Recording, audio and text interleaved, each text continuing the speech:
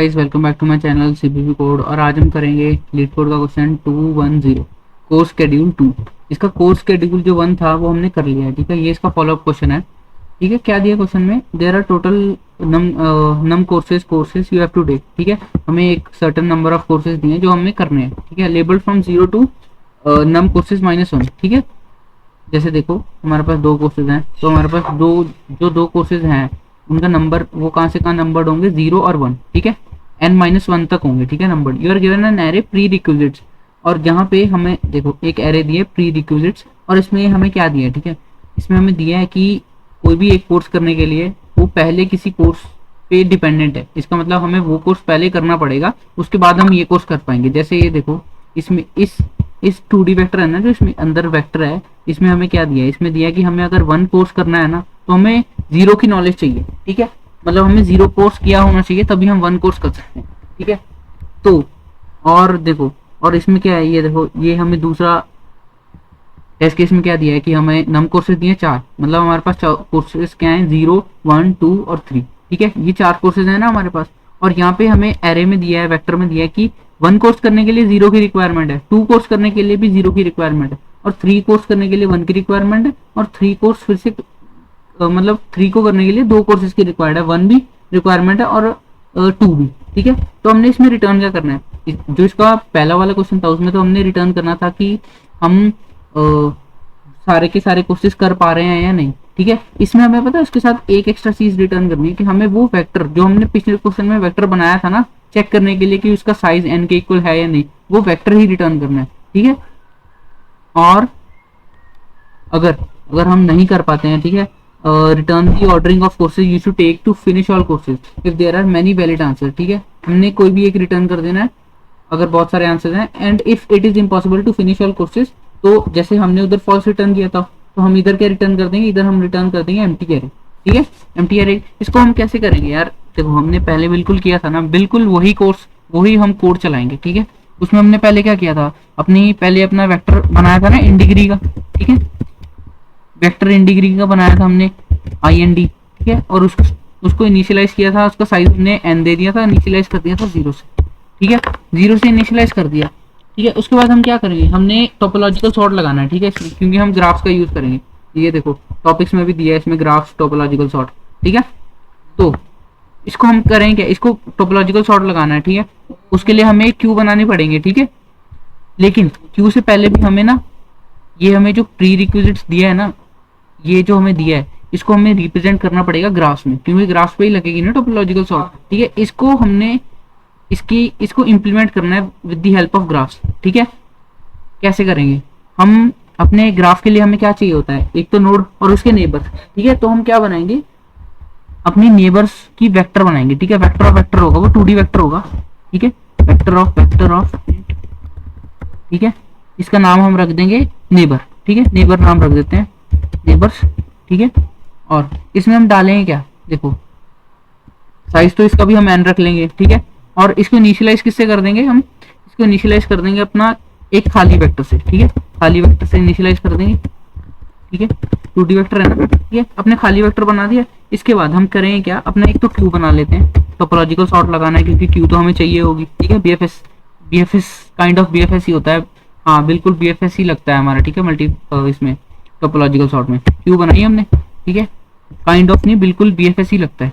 हम क्या करेंगे, अपना पहले तो ना हम एक लूप चलाते हैं और सबकी इंडिग्री फाइंड कर लेते हैं। ठीक है, जैसे ये देखो हमारे पास 1 है। ठीक है, इस पे कौन सा नोड आ रहा है, 0 आ रहा है ना, 0 1 को पॉइंट कर रहा है, इसका मतलब 1 करने के लिए 0 चाहिए, तो मतलब 0 पॉइंट कर रहा है 1 को। ठीक है, मतलब 1 की इंडिग्री क्या हुई, यहाँ पे 1 हुई ना, तो हम इसको, ठीक है, इंडिग्री का वेक्टर बनाएंगे कैसे। ठीक है, हम आई चलाएंगे 0 से, आई लेस देन क्या होगा P। ये देखो अब यहाँ पे नहीं, यहाँ पे भी हम नम कोर्सेज और प्री रिक्विजिट्स लिखना थोड़ा ना डिफिकल्ट तो नहीं, मतलब थोड़ा हेक्टिक सा है और फालतू में हम इसको, ठीक है, हमने क्या कर लिया, नम कोर्सेज की जगह हमने n लिख लिया। ठीक है, हम और यहाँ पे हमने पैरामीटर का नाम चेंज कर दिया, प्री रिक्विजिट्स को कर लिया हमने p। ठीक है, ये हम चलाएंगे p डॉट साइज तक, अपने सारा का सारा इस वेक्टर तक। ठीक है, इस वेक्टर को हम ट्रैवर्स करेंगे।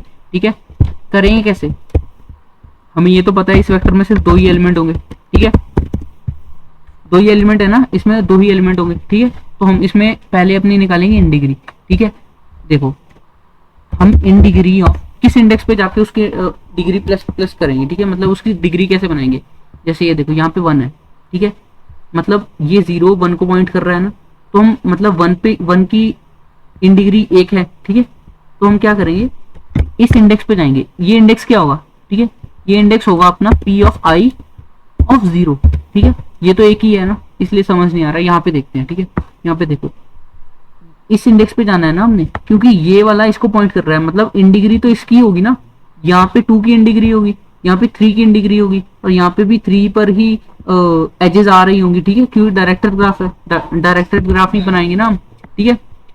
तो देखो in degree of P of I of 0, ठीक है, इसको हम कर देंगे प्लस प्लस, ठीक है, इसको प्लस प्लस कर देंगे कि हमें पता चल जाएगा कि उस इंडेक्स पर कोई कोई एज आ रही है, ये नहीं पता हमें कहाँ से आ रही है, ठीक है, ये अभी के लिए हमें नहीं पता है, ठीक है, अगर आ रही है। और हम जैसे देखो 0 पर 1 एक एज फेंक रहा है, ठीक है, डायरेक्टेड है, इसका मतलब 0 का नेबर क्या है, 1 है ना, तो हम पता है नेबर्स में भी अपने नेबर में भी डाल देंगे, अपनी यही नेबर में भी हम डाल देंगे ये 1, ठीक है, ये 0 के नेबर में डाल देंगे, ठीक है, वो कैसे डाल देंगे नेबर्स, ठीक है, नेबर्स ऑफ हम कहाँ जाएंगे, इस इंडेक्स पे जाना है ना, ये क्या होगा पी ऑफ आई 1 होगा ना ये, ठीक है, और इसमें हम डाल क्या देंगे, इसमें हम डाल देंगे पी ऑफ, देखो इसमें हम पुश बैक करेंगे, ठीक है, ये 2D वेक्टर है, ठीक है, इसको पुश बैक करना पड़ेगा, ठीक है, पुश बैक हम कर देंगे पी ऑफ आई ऑफ 0, ठीक है, इसको कर देंगे पुश बैक, ठीक है, एक वेक्टर में हमने एक तो इंडिग्री निकाली और इसके सारे जितने नेबर्स है ना वो निकाल लिए, मतलब हमने ग्राफ का जितना भी हमें इंप्लीमेंट करना था ना, जितना का हमें जरूरत थी इस क्वेश्चन में वो हमने कर लिया, ठीक है। इसके बाद क्या करेंगे, इसके बाद हमने पता क्या करना है, अगर टोपोलॉजिकल सॉर्ट लगाना है तो कहाँ से लगाएंगे, जो सबसे इंडिपेंडेंट होगा ना उससे हम शुरू करेंगे कि हम बीएफएस उसी से लगाएंगे ना, मल्टी सोर्स बीएफएस, जो सबसे इंडिपेंडेंट होगा जो नोड, ठीक है, जो कोर्स करने के लिए किसी की रिक्वायरमेंट है नहीं, मतलब वो कोर्स हम कुछ भी बिना करे भी कर सकते हैं, ठीक है, मतलब जिसकी इन डिग्री हुई 0, ठीक है, तो हम यहाँ पे एक लूप लगाएंगे int i is equal to 0, ठीक है, वो कहाँ तक जाएगा I N T dot size, वैसे तो हम इसकी जगह सिंपली n लिख सकते हैं क्योंकि अपनी इन डिग्री का साइज क्या है, इन डिग्री वेक्टर का साइज तो n ही है ना, ठीक है, i प्लस प्लस, ठीक है, इसमें हम क्या करेंगे, अगर हमारा इन डिग्री ऑफ i, ठीक है, अगर होता है 0 तो हम सिंपली इसको पुश कर दें क्यू में, ठीक है, इसको पुश कर दें क्यू में i, ठीक है, कर दिया पुश। इसके बाद ठीक है देखो हमने अपनी यहाँ तक कर क्या दिया, अपना इन डिग्री में हमने जो इन डिग्री 0 है ना उसको हमने क्यू में पुश कर दिया। इसके बाद हम क्या करेंगे, एक बीएफएस चला देंगे, ठीक है, मल्टी सोर्स बीएफएस, क्योंकि 0 तो कुछ भी हो सकते हैं ना, बहुत सारे इंडिपेंडेंट कोर्सेज हो सकते हैं, एक तो ऐसा जरूरी तो है नहीं कि एक ही हो, इसलिए तो हमने लूप लगाया। एक होता तो हम सिंपली पुश कर देते ना, हम चेक करके कि कौन सा 0 है, ठीक है, हाँ ठीक है। अब बीएफएस चलाने से पहले हम अपना एक आंसर वेक्टर भी बना लेते हैं, ठीक है, वेक्टर ऑफ वी, ठीक है, वी वेक्टर है, ये आंसर वेक्टर है, ठीक है हमारा। इसमें बीएफएस चलाना है जब तक हमारा क्यू का साइज, ठीक है, जब तक हमारा क्यू का साइज खाली नहीं हो जाता। Q dot size is not equal to 0 भी लिख सकते हैं, नहीं लिखना ना लिखो क्योंकि सेम ही होता है, ठीक है, ऐसे भी लिख सकते हैं, ये जब तक हमारा क्यू का साइज 0 नहीं होता। इसमें हम करेंगे क्या, पहले तो अपना नोड निकाल लेंगे, ठीक है, अपना नोड क्या होगा, अपना नोड होगा क्यू का फ्रंट, ठीक है, क्यू का फ्रंट अपना नोड हुआ, ठीक है। उसके बाद क्यू को कर देंगे, इसमें से टॉप का जो फ्रंट का एलिमेंट होगा उसको कर देंगे पॉप। इसके साथ साथ हम अपने आंसर वेक्टर में भी पुश कर देंगे, ठीक है, पुश कर देंगे का मतलब क्या है, ठीक है, पुश बैक कर देंगे। इसका मतलब क्या है कि हम बी में वो कोर्सेज डाल रहे हैं जो हम कर चुके हैं, ठीक है, मतलब हम जो कर सकते हैं बिना किसी डिपेंडेंस के, ठीक है, जो किसी पे डिपेंड नहीं करते। अगर किसी की इन डिग्री 0 है किसी नोड की, इसका मतलब वो डिपेंडेंट नहीं है ना किसी पे, तो हम उसको पुश कर सकते हैं, ठीक है। यहाँ पे हम क्यू में सिर्फ वही एलिमेंट्स पुश किए हैं जो इनकी इन डिग्री 0 है, ठीक है, तो मतलब इसको हम नोड को कर देंगे अपने आंसर में पुश, ठीक है, पुश कर दिया। इसके बाद क्या करेंगे, हम सारे नेबर्स पे जाएंगे, ऑटो फॉर ईच लूप लगा लेते हैं, ठीक है, ऑटो ईएल सारे नेबर्स पे जाएंगे, नेबर्स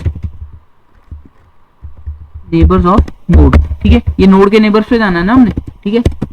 हम चेक करेंगे अगर इफ, हाँ चेक करने से पहले पता क्या करेंगे, हम अपनी जो इन डिग्री है ना, इन डिग्री ऑफ एलिमेंट, ठीक है, इसको कर देंगे -1, ठीक है, इसको माइनस किया। उसके बाद हम चेक करेंगे, ठीक है, उसके बाद हम चेक करेंगे कि अगर ये अपनी इन डिग्री ऑफ एलिमेंट है ना EL, अगर ये 0 हो जाती है तो हम इसको कर देंगे पुश, मतलब वो इंडिपेंडेंट हो चुका है, ठीक है। इसको पुश कर देंगे अपनी क्यू में, ठीक है, क्यू में पुश कर देंगे अपनी EL को, ठीक है। इसके बाद हमने अपना BFS तो चला लिया, ठीक है। इसके बाद हम एक काम करेंगे कि हम अगर हमारा V वेक्टर तो हमारा रेडी हो चुका है, ठीक है, अगर ये इक्वल हुआ हमारे V डॉट साइज के, ठीक है, तो हम क्या करेंगे, तो हम रिटर्न कर देंगे। इस बार हमने ट्रू फॉल्स रिटर्न नहीं करना, इस बार हमने सिंपली सीधा का सीधा अपना वेक्टर ही रिटर्न करना है, ठीक है। वरना हम रिटर्न कर देंगे अपना, वरना क्या, empty string, empty array return करनी है ना, तो एम्प्टी एरे को हम ऐसे भी बना सकते हैं, ठीक है, वो खाली। अब इसको चला के देखते हैं,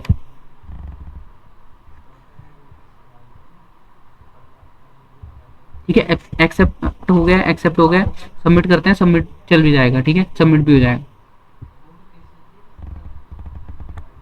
सबमिट हो गया। देखो अब ना एक काम ऐसा करते हैं कि हम अपना कोर्स शेड्यूल जो 1 था ना, वो था लीड कोड 207, ठीक है, उस कोड पे जाते हैं। मैं दिखाता हूँ कितना फर्क है इन दोनों कोड में, ठीक है। इसको करते हैं कॉपी, ठीक है, ये हमने सॉल्व किया था पिछली वीडियो में। इसको करते हैं यहाँ से कॉपी किया, और